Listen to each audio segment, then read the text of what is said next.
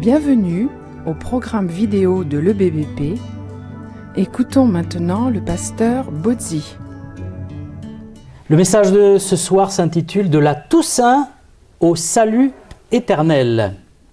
Depuis le commencement de l'humanité, la mort est cet ennemi implacable qui vient mettre un terme à notre existence terrestre. Et nous les humains, à la différence des animaux, nous avons toujours honoré nos morts en les enterrant en général et en faisant une sépulture et en souhaitant le meilleur pour la vie future, la vie au-delà. Les animaux n'enterrent pas leurs morts et ne prient pas pour la vie éternelle. Qu'y a-t-il après la mort? Ça, c'est une question qu'on s'est toujours posée depuis que l'homme est mort. Et la Toussaint est justement un moment où on se pose des questions sur la mort, pas assez à mon avis, mais en tout cas, on va vénérer les morts, on va fleurir les tombes et on pense un peu plus à la mort. Est-ce qu'on disparaît pour toujours quand on meurt? La Bible dit, tu es poussière et tu reviendras à la poussière. Mais ça parle de quoi? De notre corps, mais l'âme. L'âme n'est pas poussière, l'âme n'est pas matérielle. Et la Bible dit que l'esprit retourne à Dieu qui l'a donné. Et l'esprit continue, l'âme continue de vivre après la mort. Est-ce qu'on va vivre ailleurs? Est-ce qu'il y aura un jugement après la mort? Est-ce que tout le monde passera le jugement? Tout ça, ce sont des questions qu'on se pose. On a une conscience qui nous dit un jour il va y avoir une justice, un jugement. Et c'est ça qui nous rend coupables souvent et qui nous trouble. La séparation de la mort a toujours été un drame. On ne sait pas où va la personne décédée. Sa dépouille est là, mais son âme est partie. On voit bien que la personne n'est plus là. Ça peut créer une peur profonde, et ça a créé des peurs profondes depuis le début de l'humanité. Et beaucoup de superstitions. Il y a la peur des fantômes, il y a la peur des esprits des morts qui reviennent. Il y a ceux qui veulent reprendre contact avec leurs morts, avec leurs décédés, donc qui vont voir des médiums, des personnes qui, soi-disant, vous mettent en contact avec votre personne disparue. Alors on cherche aussi à amadouer la mort, à essayer d'oublier la peur qu'elle suscite. Alors il y a des fêtes comme Halloween. Donc Halloween, on se déguise en sorcière, en mort avec leurs faux, etc., pour essayer de se moquer de la mort. On sait bien qu'elle va gagner à la fin, mais on rigole quand même un petit peu, les carnavals et les choses comme ça. Et puis en France, mais c'est un peu partout pareil, on aime bien les films d'horreur. Ça revient très à la mode, notamment chez les jeunes. Et il y a une sorte de fascination pour ça, morbide, mais c'est parce que la mort n'est pas réglée dans nos vies. Là. Il y a quelque chose qui n'est pas réglé. Et puis on maquille les morts. Tous les pays ne font pas ça. D'abord, tous n'ont pas les moyens, mais on maquille les morts pour qu'ils aient l'air reposés et beaux. Et je ne suis pas contre du tout ça, parce que c'est quand même mieux d'avoir une dépouille qui est un peu visible que quelqu'un qui est... bon. Mais c'est quand même typique, je trouve, ça dit quelque chose. Pourquoi on maquille les morts? Parce qu'on ne veut pas voir la mort et son visage, quelque part. Il y a les Bédouins du Moyen-Orient qui racontent cette histoire que j'aime beaucoup. C'est cet homme qui se promène au marché, vous savez, au Moyen-Orient, les grands marchés avec les épices, les tissus et tout ça. Et puis, dans la foule qui se presse, au loin, il voit la mort avec sa faux. Et il se dit... La mort est venue me chercher aujourd'hui, mais je suis jeune, je ne veux pas mourir aujourd'hui. Il prend son chameau, il monte dessus et il s'enfuit dans le désert. Et il court, le chameau court, il s'enfuit, il va loin, loin, loin.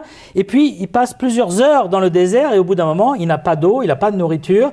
Le chameau est à moitié mort de fatigue. Lui, il descend et lui aussi commence à mourir. Et il est au bord de la mort, il a soif, il a chaud, il n'en peut plus, il va mourir.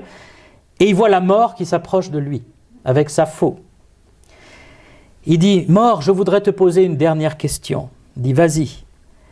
N'est-ce pas vrai que j'ai réussi à reculer le jour de ma mort en m'enfuyant lorsque tu es venu me chercher au marché? Et la mort lui a répondu, non, tu n'as rien reculé. Ce jour-là, au marché, j'étais venu pour quelqu'un d'autre. Mais tu as précipité le jour de ta mort en t'enfuyant dans le désert sans eau.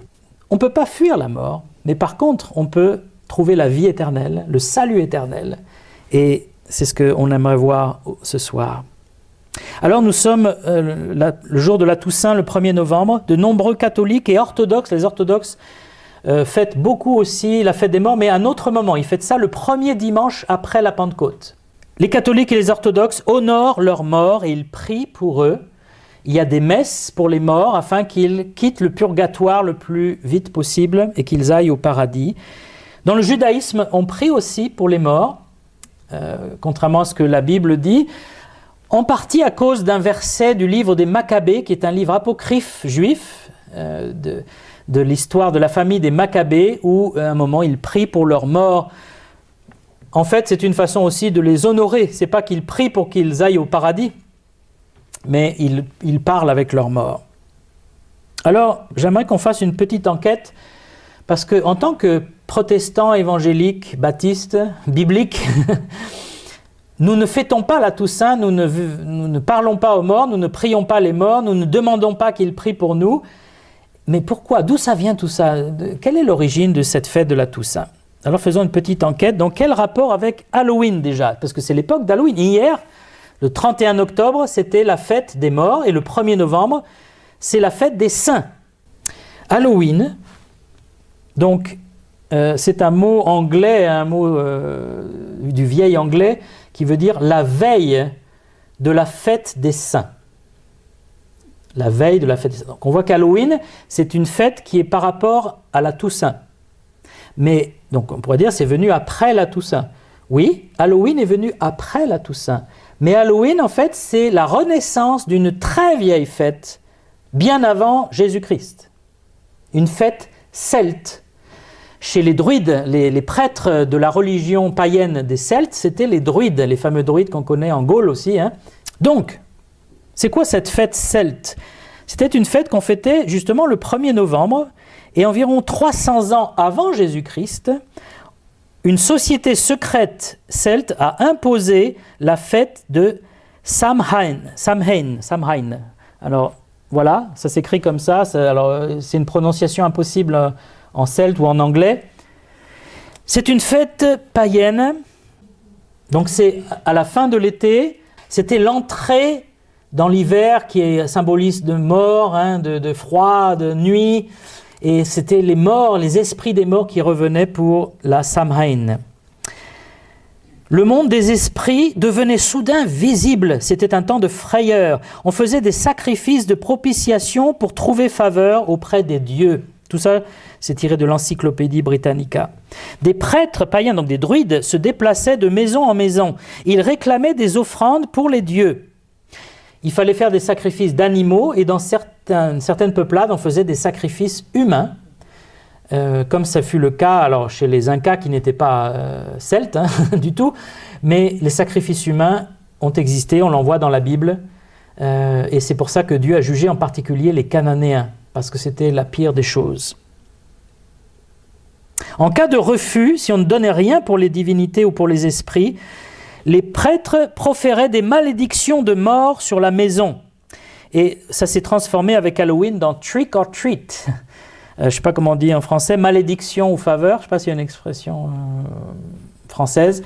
Donc si tu ne donnes pas des bonbons aux enfants qui viennent chez toi, ils ont le droit de maudire ta maison. Voilà. Et il y a des gens qui ont très peur, ils disent, je ne veux pas qu'on maudisse ma maison, donc je vais donner des bonbons. Mais cette menace, ça vient de cette fête où on avait peur des esprits, cette superstition.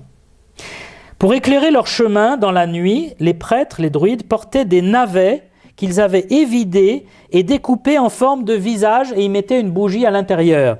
Et les navets ont été transformés chez les Américains en citrouilles, la fameuse citrouille d'Halloween avec la bougie à l'intérieur et la forme de visage. Tout ça, ça vient d'une fête celte, très ancienne.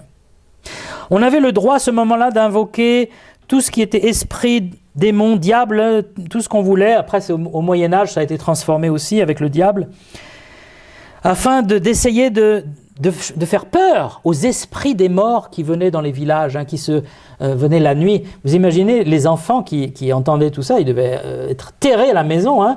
Je sais qu'en Corse, il y a une grande crainte des morts. J'avais ce cousin qui ne pouvait pas dormir s'il n'y avait pas une croix sous son lit.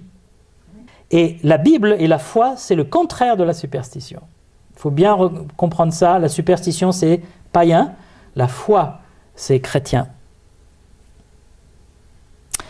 Le 31 octobre était donc la fête païenne des morts, des esprits des morts qui se déplaçaient et qui passaient parmi les gens. Mais alors pourquoi le 1er novembre, le lendemain, c'est la Toussaint? Alors la Toussaint catholique, c'est la suite. Voilà, d'abord il y avait une fête que les Romains ont adoptée qui s'appelait Feralia. C'est la fête des morts. Donc ils ont pris cette fête des Celtes. Les Romains, ils prenaient toutes les religions qu'ils pouvaient. Et toutes les fêtes possibles, ils aimaient ça parce qu'ils aimaient ce qui était un peu exotique, à la mode. Ils étaient très très religieux, les Romains, mais vraiment à l'extrême. C'est-à-dire il n'y avait aucun discernement. Et donc ils ont pris la fête des Celtes, ils l'ont appelée Feralia. Et puis entre le 1er et 4e siècle, le christianisme a commencé à arriver avec la foi en Jésus-Christ. Toutes sortes de chrétiens sont arrivés et ont rempli l'Empire romain. Mais ils ont été tués au fur et à mesure par les empereurs. Il y a eu des vagues de persécutions terribles pendant les 3 premiers siècles, jusqu'au 4e siècle. Et ces martyrs, certains étaient connus. Et donc ces martyrs, on a commencé à les vénérer, parce qu'ils étaient un encouragement pour les survivants, de dire, bon, lui il est allé jusqu'à la mort pour sa foi, ben moi je vais y aller aussi. Vous voyez l'encouragement?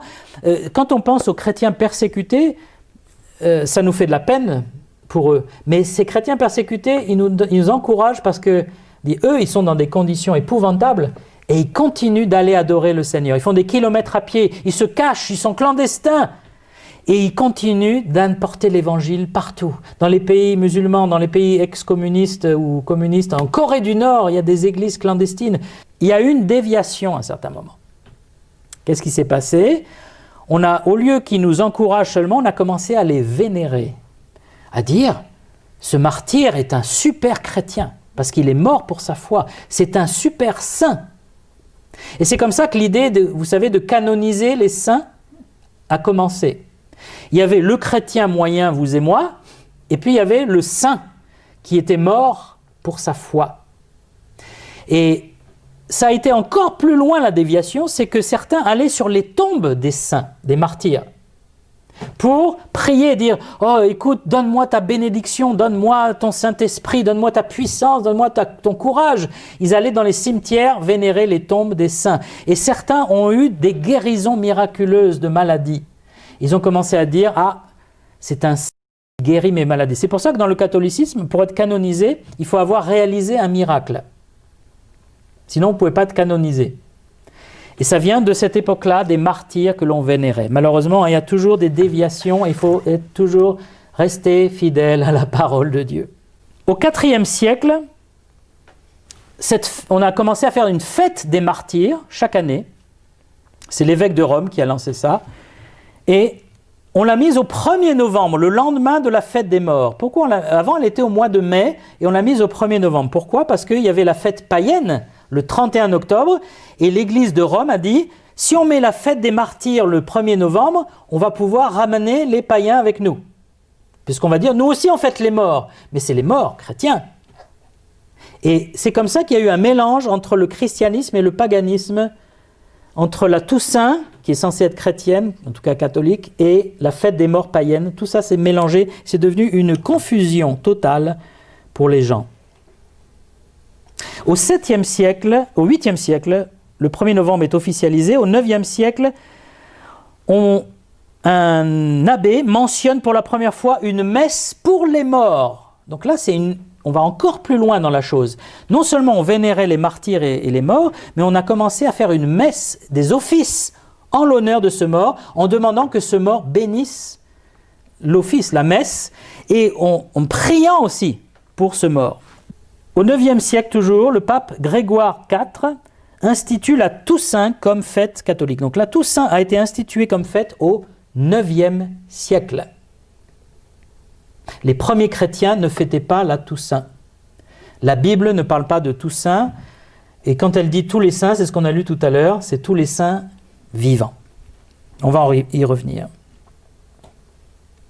Et donc il y a eu un mélange entre la fête des martyrs, qui est devenue la fête de tous les saints catholiques, avec la fête des morts païennes.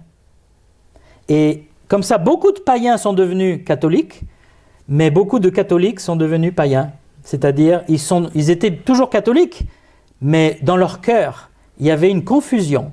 Et ils pratiquaient des choses païennes. On sait aujourd'hui, même le catholicisme le reconnaît, il y a des pratiques païennes, l'encens, les bougies, l'eau bénite, c'est l'eau lustrale chez les païens, le baptême avec l'exorcisme, quand on baptise un bébé catholique, le prêtre fait un exorcisme. Ça vient des pratiques païennes qui ont été christianisées. Beaucoup de fêtes, le culte des saints, la Vierge est liée à l'adoration des divinités, de la fécondité, Vénus, Astarté, Diane, tout ça, c'est les vierges de l'Antiquité qui ont été récupérées. Et c'est comme ça qu'aujourd'hui, des catholiques demandent à la Vierge et aux saints en même temps de les bénir, de les sauver, de pardonner leurs péchés. Tout cela n'est pas dans les paroles de Jésus-Christ, ni dans les paroles des apôtres, ni dans le Nouveau Testament. Tout ça est une confusion entre le paganisme et le christianisme. Alors, il nous faut aller à la source, bien sûr, la Sainte Bible. Qu'est-ce que nous enseigne la parole de Dieu ? Dans la Bible, il n'y a pas de purgatoire ni de contact avec les morts. Le purgatoire est venu bien après. Je crois que c'est au XIIIe siècle que le dogme du purgatoire a été proclamé par un pape, au XIIIe siècle. Alors il y a des gens qui y croyaient avant, mais encore une fois, vous pouvez chercher dans l'Écriture, il n'y a pas de purgatoire. Le salut est un cadeau, ce n'est pas par des œuvres ou par des prières pour les morts. Nulle part la Bible nous demande de prier pour les morts. Ensuite, la Bible dit, il n'y a qu'un seul médiateur. La Vierge n'est jamais appelée médiatrice. Les saints ne sont jamais appelés des médiateurs. La Bible dit, 1 Timothée 2,5, il y a un seul Dieu et aussi un seul médiateur entre Dieu et les hommes, Jésus-Christ, homme. Il est dit dans l'Épître aux Hébreux que Jésus-Christ est notre souverain prêtre qui intercède pour nous, parce qu'il est toujours vivant, étant ressuscité, il peut intercéder pour nous. Si je demande l'intercession de quelqu'un, je vais aller à qui ? À Jésus-Christ, parce qu'il est le seul qui peut intercéder pour moi. Qui sont les saints dans la Bible ? Est-ce que ce sont des personnes martyrs qui sont mortes brillamment, victorieusement ? Est-ce que ce sont des super chrétiens dans le Nouveau Testament ? Non, les saints, c'est tous les chrétiens. Par exemple, Éphésiens 1.1 dit, Paul, aux saints qui sont à Éphèse. Alors, est-ce qu'il est en train de dire, attention, je m'adresse seulement aux super chrétiens là ? Non. Les saints, c'est ceux qui sont dans la foi. Et 2 Corinthiens 13, il dit, tous les saints vous saluent, 2 Corinthiens 13. Alors, il ne parle pas des morts, là, il parle des vivants. Tous les saints vous saluent. Pourquoi les chrétiens sont-ils appelés des saints ? Est-ce qu'ils sont saints ? Voilà, le mot saint, ça veut dire mis à part. Et si j'ai mis ma foi en Jésus-Christ, je fais partie du peuple de Dieu. Je suis à part du monde. Et donc, je suis appelé saint. Ça ne veut pas dire que dans ma vie, je suis parfaitement saint et sans péché. On le sait que non. Mais par contre, nous sommes vraiment mis à part. Donc, quand on fête tous les saints, il faut fêter tous les saints vivants. Et quand on prie pour tous les saints, il y a ce passage dans le Nouveau Testament, prier pour tous les saints. Et je sais qu'il y a des personnes qui ont mal lu et qui disent prier tous les saints. Mais la Bible ne dit jamais ça. Il ne faut pas prier les saints, il faut prier Dieu. Et Jésus nous a instruit comment prier. Qu'est-ce qu'il faut dire ? Notre Père, il ne dit pas tous les saints, notre Père qui est aux cieux. Et on prie pour les saints, c'est-à-dire on prie pour les chrétiens. Ensuite, la Bible nous enseigne que les morts ne peuvent pas communiquer avec les vivants. Jésus a raconté cette histoire de l'homme riche et Lazare. Ce sont deux hommes qui vivaient côte à côte. L'homme riche vivait dans le luxe et dans l'impiété. Il ne se souciait pas de Dieu. Lazare lui, était un homme mendiant qui avait peut-être un handicap, on ne sait pas, et qui mendiait à côté du riche, et le riche ne voulait rien lui donner. Et Lazare était dans la foi. Tous les deux meurent le même jour. Lazare va auprès d'Abraham, donc il est sauvé, et l'homme riche, qui n'a pas de nom d'ailleurs, va dans le séjour des morts, là où l'enfer, l'antichambre de l'enfer. Et l'homme riche souffre, et il voit Lazare au loin, et il parle avec Lazare, et il dit « Rafraîchis ma langue, j'ai soif, je souffre ici. » Et Lazare dit « Je ne peux pas, il y a un gouffre entre nous, on ne peut pas communiquer. » Et l'homme riche dit « Mais va prévenir mes frères. Fais que quelqu'un ressuscite sur la terre, et comme ça ils vont croire. » Et Abraham lui répond « Mais même si quelqu'un ressuscitait, ils ne croiraient pas. Ils ont la loi et les prophètes, c'est-à-dire ils ont la Bible. S'ils n'écoutent pas la Bible, tu peux faire tous les miracles que tu veux. Ils ne croiront pas. » Et qu'est-ce que ça nous montre? Ça nous montre plein de choses, mais une chose que j'aimerais souligner, c'est que l'homme riche qui est en enfer, il ne peut pas communiquer avec ses frères sur la terre. Il dit à Abraham, dis-leur, parce que lui, il ne peut pas. Et Lazare, il ne peut pas non plus communiquer avec la terre. Les morts sont dans le séjour des morts, ils ne peuvent pas communiquer avec le séjour des vivants. Il y a une séparation totale.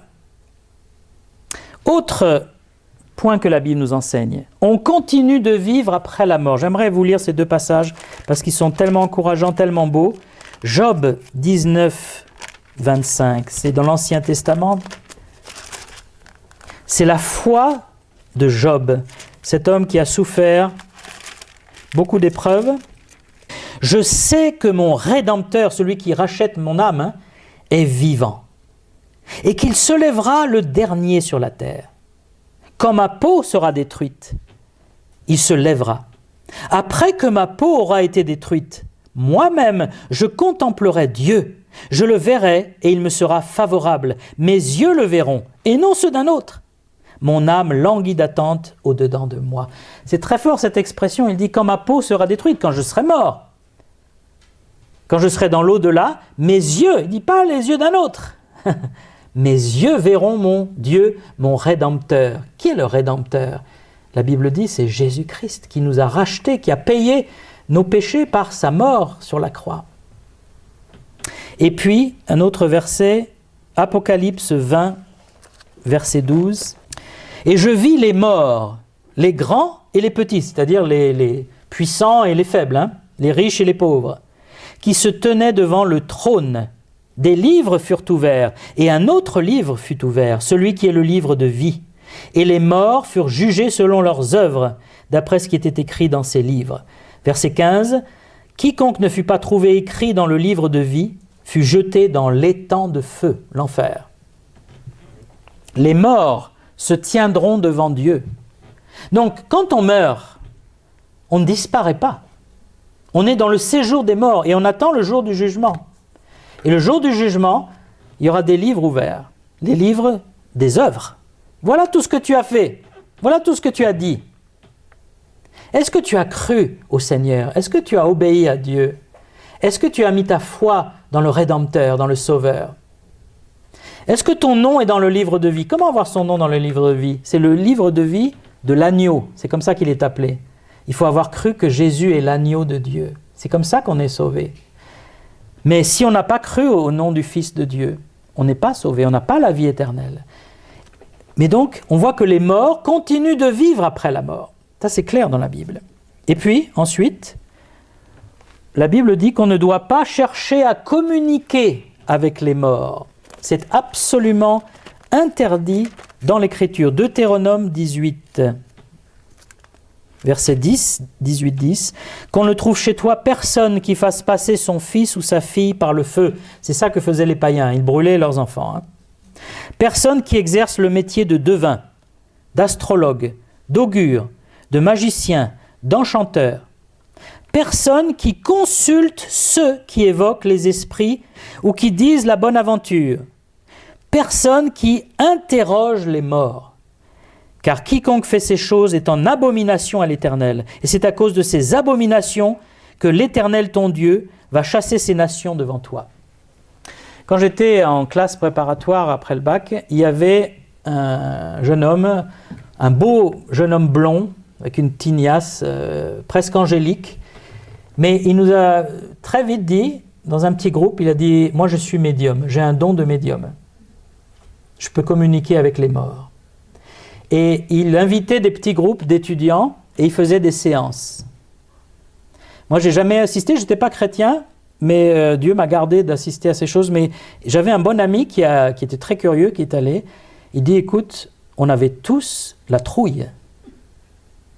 Parce que la façon dont il parlait, dont il communiquait, dont les morts répondaient, on a tous eu la trouille. Et même, on avait l'impression de mettre la main à travers un mur, à travers un rideau, et de toucher le monde des esprits. Hein. Et ils ont dit, je ne reviendrai plus jamais, hein, il est dangereux ce gars. Et en fait, il avait l'air d'un ange, mais c'était quelqu'un de vraiment tortueux. Il fricotait avec le diable, avec les démons. Parce que les médiums ne communiquent pas avec les morts. Ce sont des démons qui se font passer pour des proches disparus, pour nous attirer, hein, dans leur filet, nous faire croire qu'on parle avec notre grand-père. Donc, Dieu dit, c'est une abomination. Ça veut dire plus qu'un péché. Hein. C'est quelque chose qui doit absolument être absent de nos vies. Un chrétien ne va pas voir un astrologue, un voyant, ne va pas faire son thème astral, ne va pas tirer les cartes, même si c'est pour rigoler. Je dirais, un chrétien ne doit pas jouer, tirer les cartes de tarot, hein, chercher à savoir son avenir. Parce que ça peut être un piège et vraiment déstabilisant pour un chrétien. La Bible continue en disant, il n'y a que 2 destinations après la mort. Il n'y en a pas 3, il n'y en a pas 4, il y en a 2. Jésus a dit en Matthieu 25, 46, c'est le Seigneur Jésus qui parle. Il dit, les uns à ma droite iront à la vie éternelle et les autres au châtiment éternel. Les justes iront à la vie éternelle et les méchants au châtiment éternel. Il n'y a que 2 destinations. La question c'est, où vais-je aller après ma mort? La Bible continue en disant, on ne peut pas changer de lieu après la mort. C'est-à-dire, une fois qu'on est mort, le destin est scellé. On ne pourra pas, après la mort, dire « Oh, finalement, d'accord, je me repens, Seigneur !» Non. Mais c'est vraiment ça. Il y a des gens qui pensent qu'après la mort, ils vont pouvoir encore s'en sortir, mais c'est avant de mourir qu'il faut se repentir. Et c'est ça qui est solennel. C'est avant de mourir qu'il faut se mettre en règle avec Dieu. Pas après, ce sera trop tard. On sera dans la destination qu'on a choisie. La Bible continue en disant, il y a un seul critère pour aller au paradis. Regardons maintenant Apocalypse 21, 27. Pour aller au paradis, dans la Jérusalem céleste, comme elle est appelée dans l'Apocalypse. 27. Dans cette ville, qui est la ville paradisiaque, hein, le paradis, il n'entrera chez elle rien qui soit souillé. Personne qui se livre à l'abomination et au mensonge. Il n'entrera que ceux qui sont écrits dans le livre de vie de l'agneau. C'est une liste qui est très courte quand même. Hein. Il ne dit pas ceux qui ont fait un travail humanitaire, ceux qui ont été gentils, ceux qui ont été fidèles. Non, il dit ceux qui sont écrits dans le livre de vie de l'agneau pourront rentrer. C'est-à-dire que ma place au ciel est par rapport à Jésus-Christ, l'agneau de Dieu qui a été immolé pour nous. C'est ça, c'est lui, on avait dit tout à l'heure la résurrection et la vie, c'est lui le salut. Ce n'est pas la religion dans laquelle je me trouve, ce n'est pas mes pratiques religieuses, mes prières, ce n'est pas ma foi ou tout ce que je peux avoir, c'est Jésus-Christ qui est le Sauveur. Et si mon nom est dans le livre de vie de Jésus-Christ, je serai sauvé. Comment mettre mon nom dans son livre de vie? Il faut que je l'accepte dans mon cœur, le Seigneur. Il faut que je lui dise, oui, je veux être avec toi. Je veux être sauvé, que tu me sauves. Il faut faire une démarche. On n'est pas automatiquement dans le livre de vie. Ah non, ça c'est sûr. Hein. Il faut le vouloir, il faut le choisir. Et si on ne fait rien, si on laisse traîner toute sa vie et qu'on meurt, eh bien, on n'est pas sauvé parce que notre nom n'est pas écrit dans le livre de vie. On arrive à la fin. La Bible dit qu'il faut se repentir devant Dieu avant la mort. Hébreux 9, 27. Il est donné aux hommes de mourir combien de fois? Une seule fois. La réincarnation n'est pas du tout biblique. Après quoi vient le jugement. C'est-à-dire après la mort, c'est le jugement. Ce n'est pas le temps de choisir, de dire, bon, alors maintenant que je suis mort, je vais réfléchir. Non, après la mort, tu es déjà jugé. Si tu as cru, tu es sauvé. Si tu n'as pas cru, tu es perdu. Celui qui croit au Fils a la vie éternelle. Celui qui ne croit pas au Fils ne verra pas la vie éternelle. La colère de Dieu demeure sur lui. Et puis, dernier point, comment avoir la vie éternelle? D'un escalier céleste qui nous amène à la vie éternelle. 2 versets que j'ai choisis. C'est lorsque l'apôtre Paul et Barnabas ont prêché dans une ville de Turquie. C'est l'actualité. Ils ont prêché Jésus-Christ et au bout de quelques heures, ils ont été arrêtés parce qu'ils, soi-disant, ils faisaient du tapage. On les a arrêtés, on les a frappés et on les a mis en prison. Ils ont été enfermés dans un cachot, on a mis leurs pieds dans ce qu'on appelait des ceps, c'est-à-dire c'est des sortes de crochets en bois. Et pendant la nuit, ils ont chanté des cantiques alors qu'ils étaient enfermés dans leur cachot. Ils avaient reçu des coups de bâton et ils chantaient les cantiques. Et pendant qu'ils chantaient les cantiques, en pleine nuit, Dieu a répondu à leurs cantiques en envoyant un tremblement de terre. Le tremblement de terre a secoué toute la prison et toutes les portes se sont ouvertes. Le geôlier qui gardait la prison est sorti, il s'est réveillé et il a vu toutes les portes ouvertes. Et il s'est dit, ça y est, ils sont tous partis. Je vais être condamné à mort parce que je n'ai pas bien fait mon travail. Je les ai laissés s'échapper pendant que je dormais. Et il va pour se suicider. Et Paul et Barnabas sortent de leur cellule et ils disent, ne fais rien, on est tous là. Alors il ne comprend rien. Il dit, comment? Toutes les portes sont ouvertes et vous êtes restés là. Il ne comprend pas. Et là, il est tellement désespéré, il dit, mais qu'est-ce que je dois faire pour être sauvé de cette... Je pense qu'il voulait dire de cette situation, mais peut-être aussi de sauver tout court, parce qu'il a compris qu'il y avait quelque chose de surnaturel, que c'était Dieu, là, qui avait fait toutes ces choses. C'était le tremblement de terre et la main de Dieu qui avait sauvé les 2 apôtres, en particulier de Jésus-Christ. Et là, il dit, que dois-je faire pour être sauvé? Et Paul lui répond du tac au tac, crois au Seigneur Jésus, et tu seras sauvé, toi et ta famille. Et le geôlier a cru au Seigneur Jésus. Qu'est-ce qu'il a fait immédiatement après? Il les a invités chez lui. C'est rare que le geôlier invite les détenus chez lui. Non seulement ça, mais la Bible dit, c'est en Acte 16, Acte chapitre 16, il a lavé leurs plaies, des coups de bâton. Et il s'est fait baptiser au nom du Seigneur Jésus. Crois au Seigneur Jésus. Et Paul n'a pas dit, que dois-tu faire pour être sauvé? Oh là là, alors il faut que d'abord tu fasses une cérémonie spéciale, ensuite que tu sois chrétien jusqu'à la fin de tes jours, que tu lises toute la Bible du début à la fin, que tu fasses 50 prières par jour, que tu te rases les cheveux. Qu'est-ce qu'il a dit? Crois, mets ta foi, ta confiance au Seigneur Jésus. Et puis le 2e verset que j'ai choisi, car Dieu a tant aimé le monde qu'il a donné son Fils unique. Dieu a tellement aimé le monde qu'il a donné son Fils, afin que quiconque croit en lui n'aille pas en enfer, ne périsse pas en enfer, mais qu'il ait la vie éternelle. Comment avoir la vie éternelle? Je dois croire au Fils. Je dois recevoir la vie, un lot de la vie. Jésus dit, venez à moi et vous recevrez la vie éternelle. Parce que Dieu a tellement aimé le monde qu'il veut que tout le monde ait une chance et qu'il a donné son Fils sur la croix pour qu'on soit sauvé. Alors nous voulons fêter tous les saints vivants. Tous les saints, c'est tous ceux qui ont mis leur foi en Jésus-Christ. Et ces saints, lorsqu'ils meurent, ils vont directement au ciel parce qu'ils sont dans le livre de vie de l'agneau. Ils ne vont pas au purgatoire, ils ne vont pas en enfer, parce qu'ils sont sauvés. Jésus dit, si vous croyez en moi, vous ne passerez pas en jugement, mais vous êtes passé déjà de la mort à la vie. Ça, c'est tellement important. On ne va pas passer devant le grand trône de Dieu, devant le tribunal de Dieu.